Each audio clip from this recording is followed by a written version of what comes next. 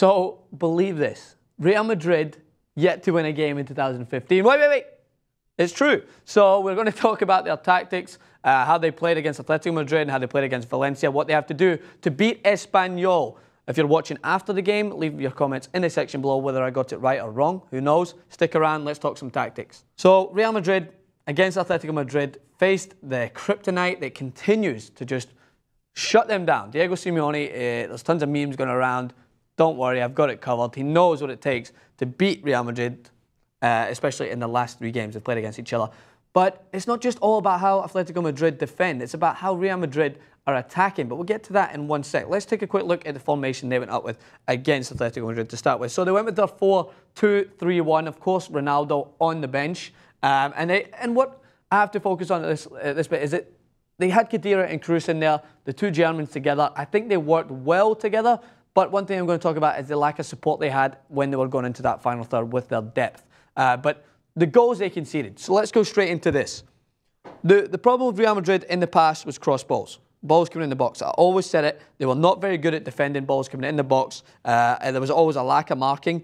What seems to be happening now is not a lack of marking, but just a lack of understanding in the box. Specifically against Valencia.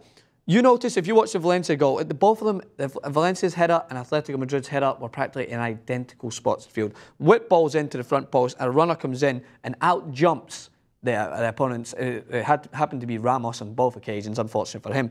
But Ramos was marking for Valencia, he was marking the defender tight, he got out jumped, but he didn't have a lot of space in there. If you watch, I think especially against Valencia, there was one Real Madrid player hanging at the edge of the box. All of them were in this area, which makes it very crowded. And there's not a lot of space in there, and anyone can try and nip in and get a header. Because Real Madrid, now they had the problem before of being too loose. It seems now that they're having their best header of the ball marking so tight that he can't get a free header.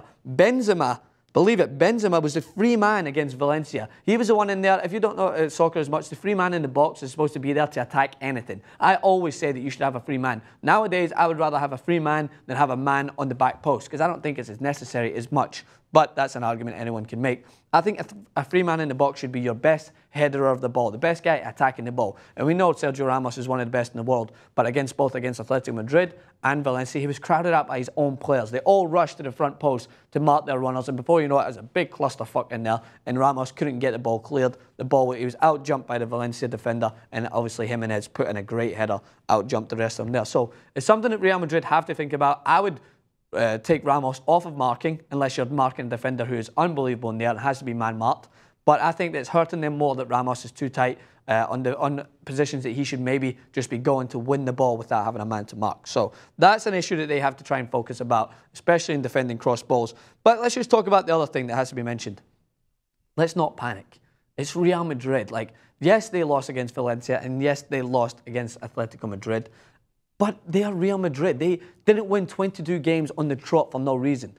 They will win against Espanyol. I'm telling you right now, they'll bounce back and they'll win this game. What they need to do is not play so much on the edge of the area, but do, as I said in the last video with Barcelona, is they need to start being more direct. So we're going to have Ronaldo back in the team. It's obviously going to happen. And now that Khedira is there, Toni Kroos can move higher up the field. He needs to be able to move up. I still don't think that James Rodriguez has earned his starting spot at the moment. I think that with Ronaldo coming back in, you've got to play Isco out in these wide areas and utilise Isco's amazing ability to get balls in behind. He is so intricate with his passing.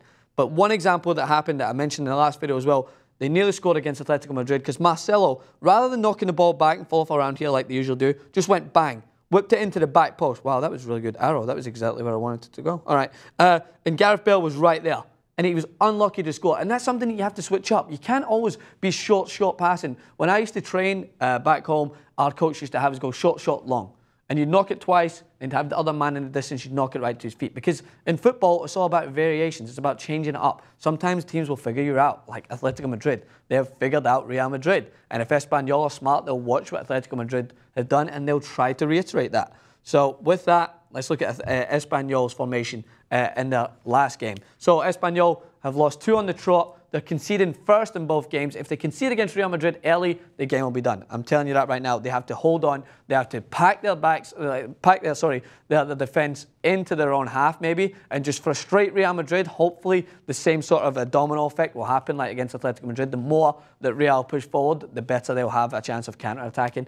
But without going into too much detail about that, I don't fancy Espanyol to create an upset in this game. I think Ancelotti will have his players focused, he'll have them drilled and ready to go into this game for business and win their first game in 2015. I predict a 3-0 win for Real Madrid. Ronaldo probably on the score sheet, so get your money on that. If you win some, share it over this way. If you like what you're seeing here, subscribe to TIT Sports. Make sure to check out all of our tactics videos. More coming in 2015. Thanks.